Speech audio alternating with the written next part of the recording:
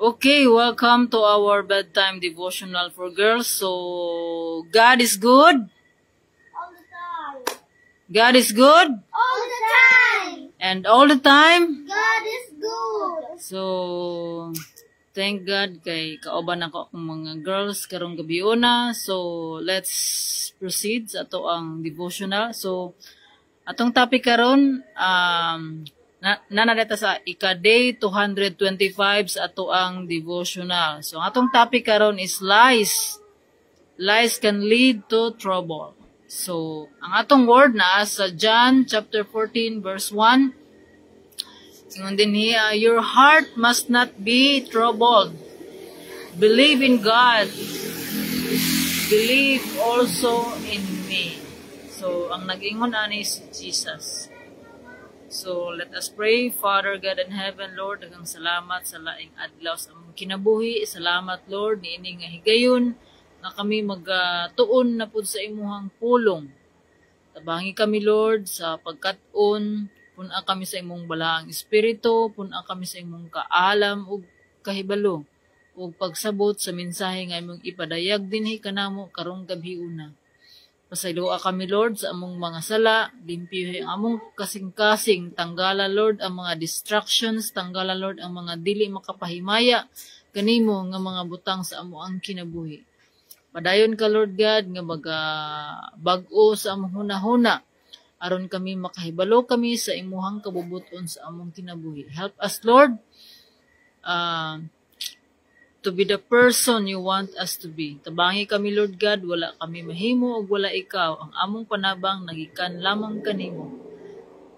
Ug Lord, we pray sa mga makapaminaw na ini nga mensahe nga ikaw ang Ginoo nga maoy manggapamuhat kanilang kanamong tanan nga kami makakat-on ug molambo sa among pagtuo diha kang Kristo. Lord, salamat daan sa imong pag-uban kanamo gikan sa pagsugod hangtod sa pagtapos nga ang imong ngalan maoy mahimaya. Ining tanan, Lord, among ampong gipasalamatan sa ngalan ni Jesus. Amen. Amen. Okay? Good evening, Maria Ron, Maria Nanit. So, ang atong topic karon is lies can lead to trouble. So, lies. Unsa man ning lies? Unsa nang lies? Lies. Lie ba lie? Liar. Pagpamakak. Pamakak. Eh, kung once nga maanak na... Disagreed. Kaya once kung sige na kagpamakak, mo na nahimo nimong kinabuhi ang pagpamakak. Ug ingon sa pulong sa Ginoo, according to the word of God, katong mga bakakon dili makasulod sa gingharian sa Ginoo. So, tungod kay kita nakapamakak man in one way or another, so kitang tanan mato sa hell. Mao nang dili ta makatupong sa standard sa Ginoo because the standard of God requires holiness. So, but because we are all have fallen short, we are all have sinned, so we are already condemned. Mao na, but the good news is because of the love of God, that He gave His only Son to save us from our sins. So we have to believe in Him so that we will not perish but have an eternal life. So ingon sa pulong sa Ginoo sa John 3:16. So karon ang atong topic is lies can lead to trouble. So ang pagpamakak, falsehood. So dili ni siya makatabang. So girls, my girls, so, when we tell a lie, aminaw mo, when we tell a lie, trouble starts. Lots of trouble. But when we tell the truth, and nothing but the truth, we stop old man trouble in his tracks. When we always tell the truth, we make our worries smaller, not bigger. And that's precisely what God wants us to do. So if you like to have fewer worries and more happiness, abide by the simple rule. Tell the truth, the whole truth, and nothing but the truth.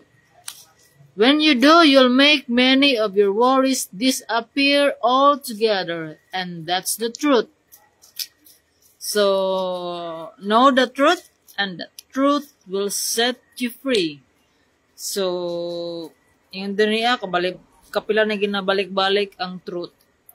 So, tell the truth and the whole truth and nothing but the truth. So, tell the truth. So, girls, ayaw mo pamakak. Learn to tell the truth. Because dili na ta kinahanglan tudloan nga mamakak tungod kay that's the nature of human, ang makapamakak. So, ang usa ka bata nga gamay pa na siya, dili na nakinahanglan tudloan og pamakak tungod kay makapamakak na. Testing gani ang usa ka bata. May kang asa maka walay nagtudloan ang mamakak kundili mo na siya ang nature. So mao na nga kinahanglan tudloan nato ang atong mga kabataan sa kamatuoran ang dili pagpamakak, ang pagistorya og tinuod. Nakapamakak na ba mo? Of course. So unsa may dapat buhaton, mamakak or magistorya og tinuod? Tungod kay ang magistorya og tinuod, kung magistorya og tinuod, unsa man ang imong unsa may reward ana magistorya og tinuod? Ato sa langit. Ato sa Langit. very good. So mao na nga kani sa mga bata na ni siya although sa mga bata ni siya nga devotional, but it's also applicable to us adults. So dili nato kanang asa na himuon bitaw nga routine ang pagpamakak. Mao na nga lies can lead to trouble. Kung mamakak gani ka, ibali na kay istorya nga dili mao. So dapat imo na siyang suportaan og mga supporting evidence nga para masuportahan to nga lies. So mangita na po kag another lies hangtod nga magkapatong-patong na siya nga mga lies. So mao na nga mag-worry na ka nga unsa ganito kung giingon nga kuan so kanang magimahimo og storya nga dili mao. So mo na siya nga dili gayud maayo ang mamakak. Og dili pud na siya makahatag og kalipay sa Ginoo. Remember our purpose? Unsa ganitong purpose? To yes. Binakuglays ka ko to. Lies na siya nga lie. Liars go to hell, di ba? Liars go to hell. Liars go to hell. So, mag-istorya kayo mo tinuod. Pinaltan, Sino? Liars go to hell. So, mo na nga, dili gyud nato na ihabit ng pagpamakak. Kay tungod kay kung mahabit na to ang pagpamakak, magpatong-patong na dahil na siya o maglisod na dahil kagawas. Kung saan mo paggawas, anak nga bakak. Labi na kung hilig ka nga mag-istorya o maghimo-himo og istorya nga mga bakak, wala na gid na sa imong kuan. Learn to tell the truth. Tingan diri balik-balik ang kuan na learn. Let's always tell the truth, the whole truth, and nothing but the truth. So, kinanglan nga, ikinabuhi na to kung unsa ang atong nakatunan. So, mao na siya nga, daghan og mga klase nga mga sala. Mga klase nga mga sala. Pero kaning pagpamakak, bisag unsa gyud nato akwan, dili man ta makapatay og tao, dili man ta nga wala man ko giapakan nga mga tao, pero kanang pagpamakak, usapod na siya nga makaadto ta sa dito as hell. So, duha ra man itong padulungan, either heaven or hell. So, if we want heaven, so gusto na to maadto tag heaven, so we should act like a citizen of heaven. So, how do we act like a citizen of heaven? So, walaon na to na ang pagpamakak. So, let's learn to tell the truth. So, mag-istorya ta og kamatuoran.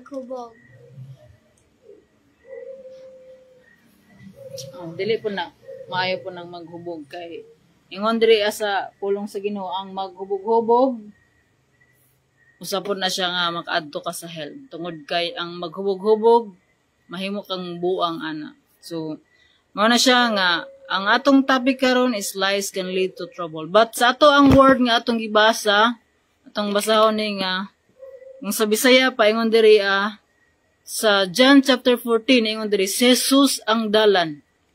So, ingon, diri sa verse 1, og maingon kanila si Jesus, ayaw kamo kaguol. Salig kamo sa Dios, ug salig usab kanako. My girls, ayaw kamo kaguol. Ayaw kamo kaguol, salig kamo sa Ginoo ug salig kamo kang Jesus. Sa balay sa akong amahan, adunay daghang mga lawak, ug muadto ako aron pag-andam ug dapit alang kaninyo. Kung dili pa kini tinuod, dili ko unta kamo sultihan niini. Ug kun atoan na ako didto ug makaandam nagdapit alang kaninyo, mabalik ako ug kuhaon ko kamo aron bisag asa ako atoa usab kamo. Nahibalo kamo sa dalan paingon sa dapit nga akong adtuan. So mao kini ang giingon ni Jesus, ingon din si Thomas. Apan si Thomas miingon kaniya, Ginoo, wala kami mahibalo kung asa ka paingon. Busa unsaon man namo pagkatulto sa dalan. So diri nang giingon ni Jesus nga si Jesus mitubag, ako ang dalan, ang kamatuoran, ug ang kinabuhi. Walay makaadto sa amahan dito sa langit. Walay makaadto sa amahan kun dili moagi kanako. Karon nga nakaila nakamo kanako, makaila usab kamo sa akong amahan. Ug sukad karon nakaila na kamo kaniya ug nakakita kaniya. So mao ni ang giingon ni Jesus. Jesus is the way. So there's no other way for us to heaven. So Jesus is the way, the truth, and the life. So no one comes to the Father except through Him. So kung atong balikon ang John 3:16, for God so loved the world that He gave His only Son, that whoever believes in Him will not perish but have eternal life. So kani ginabalik-balik na nato og ganang memorize pagani ini nga verse, but unsa man gyud ang kahulugan ani nga verse.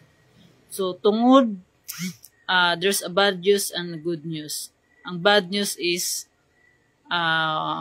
kitang tanan nakasala ug dili gyud ta makamit sa standard sa Ginoo. The standard of God is perfection. The standard of God is holiness. So but because of the love of God, Ang good news, mao ang bad news. Ang good news, because of the love of God, He gave Jesus to save us from our sins. So whoever believes in Jesus will not perish but have eternal life. but have eternal life. So that's the promise of God. The promise of God is eternal life in heaven. So kinsa may dili ganahan og eternal life in heaven. So ang atong life diri sa kalibutan is just short and temporary. So dili sa ingon nga tungod kay short og temporary lang ato ang kinabuhi diri ato na kining usik-usikan. Dili inana.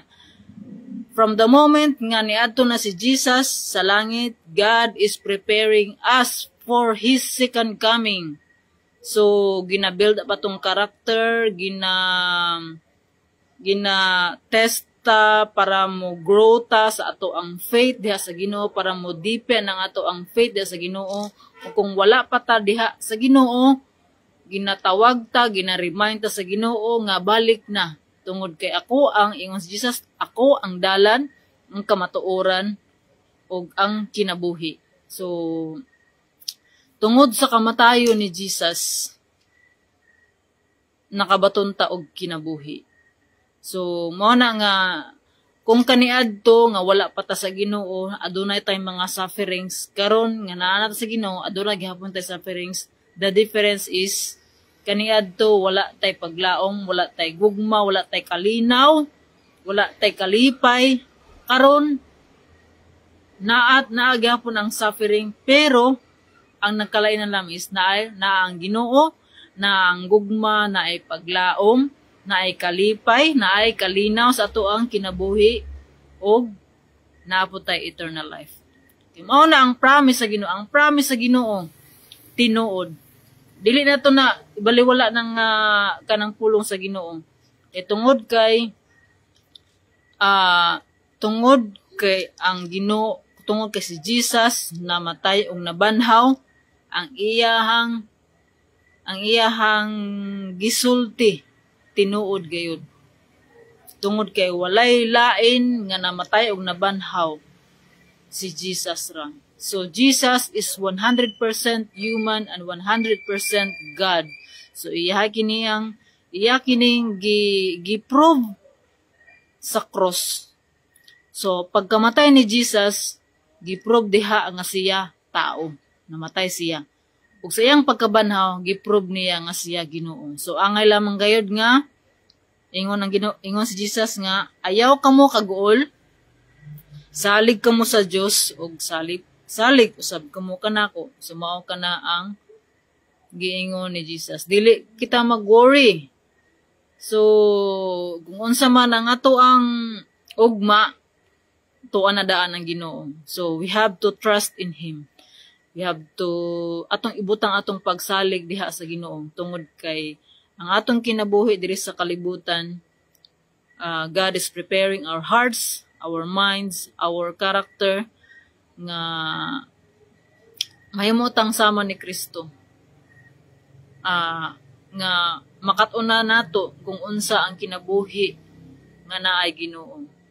God wants us to make our hearts pure, make us strong, and persevere in our faith. So, mana nga, di ba naigingon nga, kinsa katong nauna, naulahi, kinsa tong naulahi, nauna.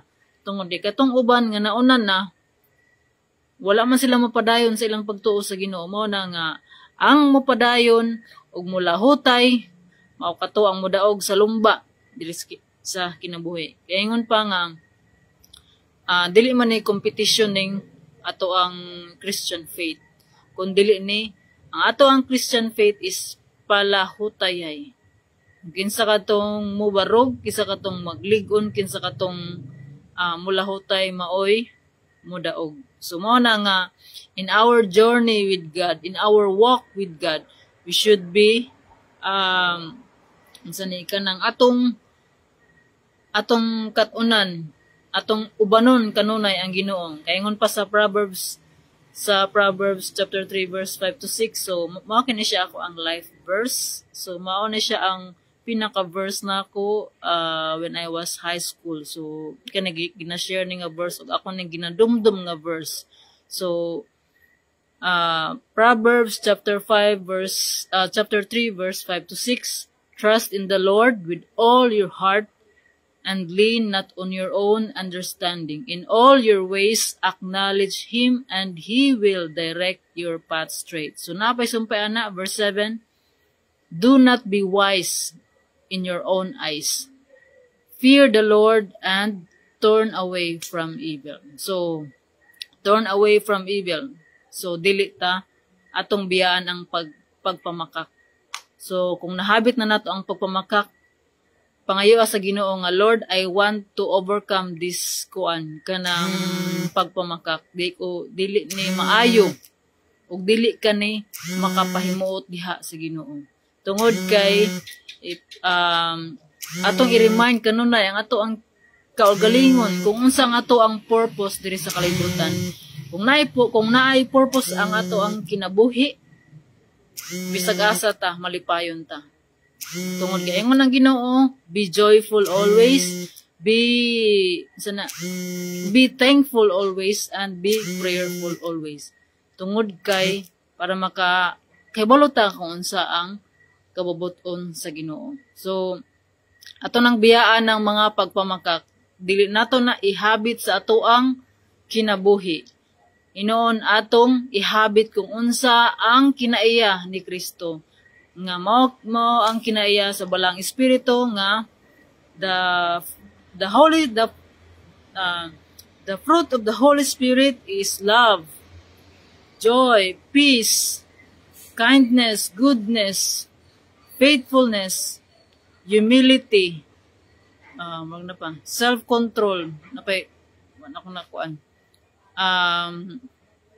Goodness, kindness, joy, ang joy. So, mao kini siya ang mga atong katunan kini nga mga kinaiya. Dili nato ni siya makatunan without kanang kung kitong ato lang kaugalingon. So, we need God. We need the grace of God for us to obey God, to transform ourselves. So, kinahanglan nga ma-transform kita. Ingon pa nga,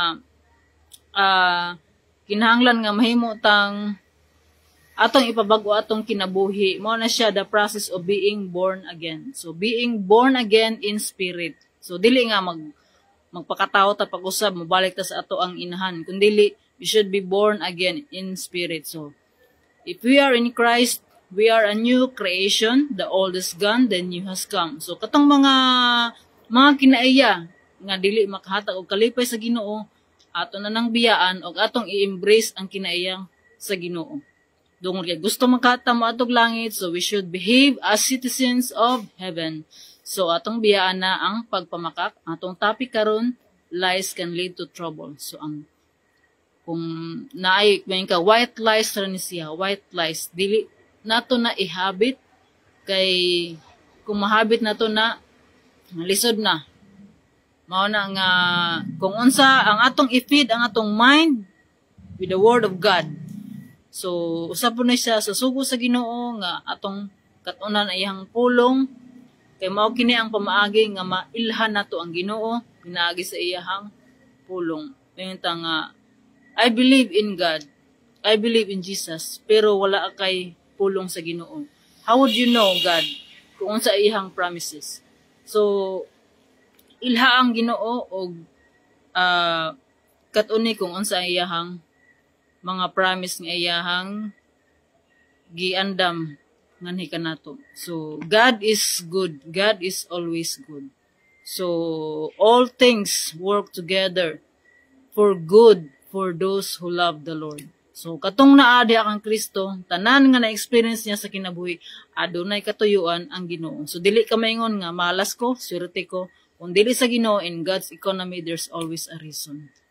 So, God wants us to grow. God wants us to transform our minds. God wants to bless us. Pero dili na mahatag, dili nato na maangkon nga mga blessing kung dili matanggal ang mga babag sa mga blessing sa Ginoo. So we should be transformed.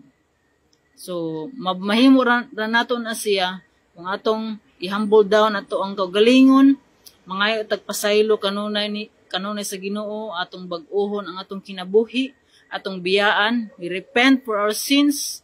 So, it's between you and God. So, igor ako mo share sa pulong sa Ginoo, but at the end of the day, it's individual ta nga maghusay diha sa Ginoo. Usayon na to, at the end of the day, let's examine ourselves kung anaa ba ta sa grasya sa Ginoo, ang atong kinabuhi align ba sa Ginoo, align ba sa iyahang kamatuoran. So we should tell the truth, all the truth, whole the truth, and nothing but the truth. So let's always be reminded sa ato ang kinabuhi, sa ato ang kinabuhi nga mubura, ang atong kinabuhi nga mahimong glorifying diha sa Ginoo. So, let's repent, let's obey God. So, kining tanan akong ginaistorya kaninyo, i-confirm ni sa pulong sa Ginoo kung tinuod ba kini. So, ayaw mog tuo. Ayaw mog tuo kung sa akong istorya, kundi i-confirm ni sa pulong sa Ginoo. Kung tinuod ba gayud nga mao ni ang promise sa Ginoo. So, mao na nga dili lamang ta nga maminaw, kundi mag-study pud ta sa atong kaugalingon. So let's kuan kanang maningkamot ta nga mag-obey diha sa Ginoo. Kay kada adlaw is always a challenge na ay mga trials. So every day kinahanglan nato ang Ginoo sa kanunay mga utaog tabang sa kanunay sa Ginoo. Tungod kay mao na ang gusto sa Ginoo nga aduna tay relasyon, intimate nga relasyon. So same na siya sa kung ma-deepen ang usa ka relasyon kung naay communication. So we should communicate to God and God also communicate to us through His Word. So again, Jesus is the way, the truth, and the life. No one comes to the Father except through Him. So, kanunay, ang Ginoo gayud atong unahon, kay ingon sa iyang pulong, seek first the kingdom of God and His righteousness, and all these things shall be added unto you. So, pangitao nato ang Ginoo, ug atong sundon ang iyahang kamatuoran, ug atong i-obey. Ingon ni Jesus, if you love me, you will keep my commandments. So, kinsa katong mituo og misalig diha sa Ginoo, maoy gihatagan og katungod nga mahimong anak sa Ginoo. So, kitang nituo diha sa Ginoo, midawat kaniya, we are the adopted sons and daughters of the Father. So, let's maningkamot ta nga dili ta mag-worry. Kaya ingon sa iyang pulong nga salig ka mo, ayaw ka mo kaguol. Salig ka mo sa Ginoo. Tungod kay ang Ginoo mao'y maghatag kanato og katagbawan sa atong kinabuhi. So to God be all the glory. Let us pray. Father God in heaven, daghang salamat Lord sa imong pulong. Salamat Lord for reminding us Lord of your love. Salamat Lord nga kini nga pulong Lord God mo ay mag-remind kanamo nga mag-istorya sa kamatuoran. Only the truth nga among istorya. Tabangi kami Lord nga makatuna namo nga dili kami mamakak, amo nang biyaan ng pagpamakak. Tabangi kami nga mag-istorya kanunay sa imuhang kamatuoran. Aron kami mahimo kaming kahayag sa uban mga tao nga maoy makaila sila nga naay Ginoo nga dapat saligan ug tuuhan. Salamat Lord, ining higayon, salamat sa imong pag-uban kanamo gikan sa pagsugod sa pagtapos. Ikaw ang Ginoo nga maoy magahikap, magatandog sa mga kasing-kasing sa mga naminaw niini aron mas mutubo pa ang among pagtuo diha kanimo. Dalaygon ka Lord, ikaw magapanalangin kanamong tanan nga ligunon mo kami sa among pagtuo aron kami magmalahutay sa panahon nga maabot na maabot na ka diri sa kalibutan. Lord, wala kami mahimong wala ikaw, tabangi kami. O kining tanan Lord among giampo, imo ang pagdayig, mga himaya, kadungganan kanimo lamang Amahan sa ngalan ni Jesus. Amen. So, daghang salamat sa inyong pagpaminaw o ang Ginoo magapanalangin ka natong tanan. So let's walk with God every day. So God bless, good night, and see you tomorrow. Bye.